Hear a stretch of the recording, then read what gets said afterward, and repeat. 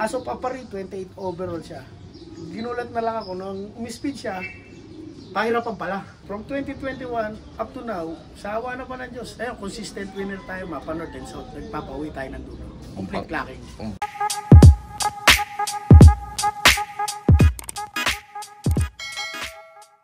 Good morning mga kalapatids. Ako nga pala si Jeffrey Francisco, aka Policarpio Dakoy sa Facebook.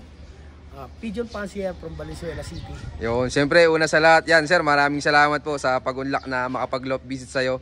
Yan sir, pwedeng malaman yung latest achievements mo nitong katatapos lang na North Derby Race. Tayo nga pala ang nanalo ng first overall young bird sa BBC Manila. Isang 18 overall. O, dalawa sir yung nyo napatapos. Dalawa. Yan, sir, pwedeng maipasyal mo kami sa loop mo. Tara, pasyal tayo. Yun, tara, let's go. Okay, mga kalapatids, so welcome tayo dito sa aking stock loop. Ito mga kalapatids, ang lawak ko. May ilan ang laman nito sir kapag hindi nakabreed yung mga ibon? Mga 80 Dami. to 90 birds. Both head and kaklan. Yun lang. Wala na tayong ibang na yung mga hindi gumagalaw, inaalis na kagad. Eh ngayon sir, ilan yung kinasamong breeder? 20 pairs. Ayun. Tara sir, tignan natin. Tara, pasok tayo taas, nasa taas. Ibon natin nakasalang, mga pinili na natin, yung mga subok na umaabot hanggang dulo. O ito mga kalapatids oh.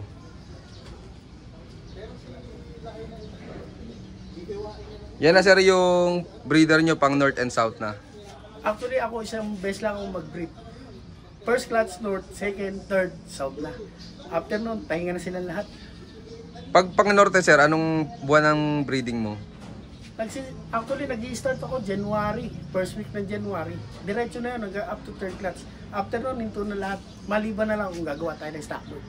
Pwedeng malaman sir, anong bloodline ng mga nakasalang sa'yo? Actually, ang pinaka-foundation bloodline ko rito is sa Joston. Directly acquired tayo kay Kirby Chua. Tapos, merong galing kay Henry Tan, na Vandenbroek, Joston. Meron tayo galing kay Jeriso, Gino Click, Cookman. Meron kay Romel Liwag, mga Dilema. Iba, mga proven ng galing sa tropa. Yun lang. Yun lang naman yung pinapaikot natin. More on, nandun na tayo sa mga winning line. Yun na lang, sila na lang. Unless, pag hindi na tayo nanalo, saka tayo mag-upgrade ulit. Oo, ayos. Pero yan sir, simula, ilang taon mo nang hawak yung mga bloodline na yan? Actually, ako, newbie lang ako kung 2021 lang ako nag-start eh. From 2021 up to now, sa awa na pa ng Diyos, ayun, consistent winner tayo, mapa North and South. Nagpapauwi tayo ng dulo. Complete clacking. Ang bangis. At congrats kay Sir Jeffrey. Ito, papasyal naman tayo sa kanyang Flyers Loop. Ito, silipin yung Flyers Loop to. Actually, sa ngayon, walang laman kasi nasa training. Maya-maya lang, arrival na yan. Ayan, mamaya, makikita natin magdatingan yung kanyang mga ibon galing... Saan nga bitaw, sir? MMFC, Tagkawayan, BBCM, Pagbilao. Ayan. Bali yan, sir, anong section yan? Ito, cup, dito, hen. Hiwalay ibon nyo, sir. Madami. Pag pinagsama natin sila, magka-crowded eh. Kaya pinaghati ko na lang, maluwag na may kulungan. Diba, ito yung loob niya mga kalapatid, so. Lawak. Ito, sir, yung dito nyo kinakalak. Dito, bumabagsak ang ibon galing sa tractor. Pagkabagsak, nadalaki, bubuksan mo lang ito. Dito mo na uliin. Yan, ito mga kalapatid, so. Pag pa-ranging naman, ganun din. Pagkadating naman ng ranging ng babae, yung kabila na ibababayan. Sasarado lang natin to, ibababa natin kabila, makakapasok na yung babae sa kabila. Yun. Pag nagpapa-raging kayo ng ibon nyo, sir, hiwalay yung kaktsakahin. Actually, sa ngayon, hiwalay. Pero nung mga previous, hindi. Ngayon, hiwalay kasi medyo marami. Nag-start tayo ng training na 70 plus. Ngayon, meron pa namang natitirang mga more or less 60. Wala, kasama talaga sa karera mo, walang sir, no? Hindi, yung iba kasi nadidisgrasya. Iba, nabili-bili na. Ito, hen. Dito naman yung section ng kalapatids. Ito, may naiwan na isa. Hindi na ikarga. May sakit, sir? Hindi. Late umuwi. Late Hapon na siya umuwi kahapon. Bitaw ng Lucena. Kaya hindi ko na siya pinilit ikarga. Pahinga muna, sir, ano? Dito, hen section. Ito. Ngayon, pagdating naman ng hen dito, buksan na natin to. Dito papasok ang hen. Isa na lang ang pasukan. Oo. Tapos, sir, pag derby, nasaan niya yung ibon nyo, sir? Dati sa gitna, pag derby na. Actually, ako, pagka derby kasi, depende kasi sa dami ng ibon. Pag kaya ko na ikulong sa box first, as much as possible, naka-box first. Para pagdating na umaga, nabumote na natin kung sino yung dumumi ng hindi maganda, sino yung nagtunaw at sino yung hindi nagtunaw. Okay. Kaya napaka-importante rin may box perch, sir, ano? Malaking factor kasi doon pa lang malalaman mo kung recover na yung ibon mo o hindi pa. Sa ipot talaga makikita sir ano. Para sa akin, ang sa dumi.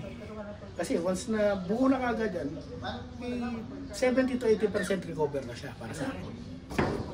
Ito mga kalapatids, ang lawak ng abangan niya dito. Kahit ilan ang lumanding dito. Ito natin board natin. Lawak mga kalapatid oh. Anong sukat nito sir? Pag di ako nagkakamali, 8/20. Ito mga kalapatids. Tapos ito pasukan oh. Ini-stick nyo na lang sir. Oo. Paglapag dito ng ibon, sanay naman sa stick. Actually, ito A-bearing. Ito, additional ko na lang ito eh. Ito mga Kasi kalapatids. nung sumobra dami ng ibon natin, hindi ka kasya sa A-bearing isang lagayan. Kaya gumawa na lang ako ng alternative.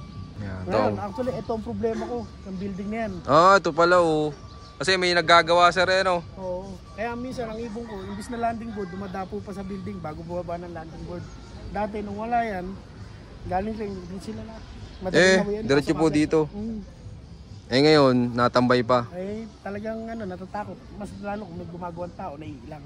Buti ngayon wala sir pag linggo no. Pagkalinggo, wala. Ang problema lang, yung kawad, minsan, ngayon, tulad ngayon, 3 o 4 ang sumalpak natin sa kawad dyan. Kawawa ibon sir ano. Wala, ganun talaga. Hindi lang tayo karapatan para sawayin sila. Karapatan nila yun, sa kanila yan. Tama naman.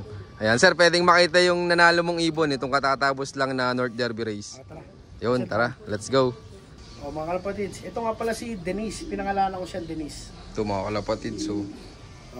First overall young bird ng BBC Manila. Pwedeng malaman sir kung ano nung mga nahakot ng ibon na yan. Actually, ito ay super set winner. First overall champion ng first BBC Manila North Derby race. Tapos, pulling winner siya ng Malinta Station, sa station namin sa Mapulalupa, saka sa iba pang mga station. Medyo maganda rin ang pinanalo niya. Ito mga kalapatids so. Ito si Denise. Actually, itong ibon na to, hindi ko expected to, kaya hindi nakadiin ng taya. Paano hindi nyo expected sir? Eh, kasi noon nga, tulad nga ng sabi ko sa'yo kanina, nung kinarga ko ito ng last lap Santa Ana, halos pikit ang mata, may bulutong. Kaya hindi nyo masyado natayaan. Oo, syempre, nag-aalangan tayo, pero di tataya natin eh. Pero, siya pa rin ang nag-first bird sa akin, umispeed pa rin siya ng 1,000 plus last lap Santa Ana. Eh yung santaan nyo sir, pahirapan yan oh. Smash yun, apari, Ilagan, apari, Santa Ana, halos puro smash. Ang in-speed niya nga lang sa apari, 798. Second bird na siya ng apari ko. Ito mga kalapatids so. Sir, ano pong bloodline na to? Actually, ito, galing siya sa foundation, sa breed ko na Gino Click, Koopman, Cooper ni Jericho. Ito mga kalapatids so. May pasok pala to ng Koopman. Oh, Koopman.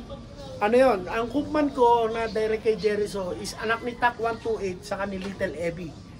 Si Little Ebby is, kung hindi ako nagkakamali, parang nanay ni Faith, Fort MacArthur winner ni Boss Jason. Ito mga kalapatids so. Solid naman pala nung pasok na bloodline nito. Ito mga kalapatids so. Kaya kita-kita pa yung tatak. Ito yung tatak niya na apari. Ito yung sa Santa Ana ay pula. Ito mga kalapatids so. Kamusta naman po yan sir nung kinakarera mo simula nung first lap derby?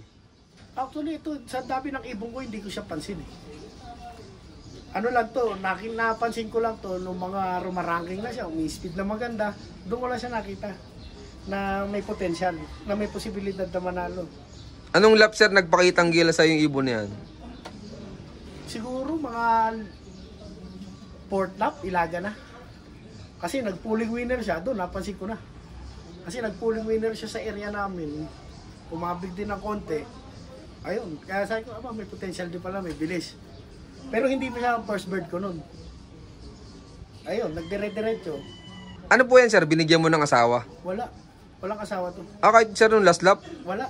Walang motivation to. Kundi yung first niya lang. Ito mga kalapatids so. Wala ka palang asawa to.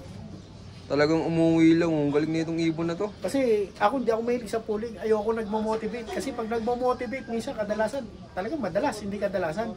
Hindi kumakain ng ibon, napapansin ko lang. Kaya para sa akin, mas maganda yung ganyan lang. Yun na tayo nagpanalo eh. Ba't pa natin? Oo nga naman. Tsaka ito mga kalapatids, pang port pala to nung sa Montero. Pero siya lang ang, sa top 5, siya lang ang young bird. Lahat all bird. Ito Ito mga kalapatids, galing na itong ibon to. Ano ang binansag mo dyan, sir? Denise. Si Denise. Tatanungin mo ako bakit Denise. Kasi ito, meron akong kaibigan, si Kuya Dennis Mancera Dagdag. Sumakabilang buhay. Bago nawala yun, sinabi niya sa akin, tayo mananalo ngayon mag-overall sa BBC. Actually, Ilagan na, if I'm not mistaken, Ilagan or nung namatay siya. Kaya sabi ko, pag may nanalo akong ibon, ayun, sa kanya ko ipapangalan. Ayun, sa awa ng Diyos, binigay sa atin ng first overall, saka ang 18 overall. Oh, ayos. Kaya ang naging pangalan niya, Denise, babae kasi siya. Ayos. Para sa isang kaibigan natin to. Kung makikita nyo naman sa Facebook page ko, naka-post to, para sa isang kaibigan. Kumbaga, pasasalamat para sa isang kaibigan natin. Yun. Tapos sir, gaano ka kasi yan nung dumating yan, nung galing Last Love?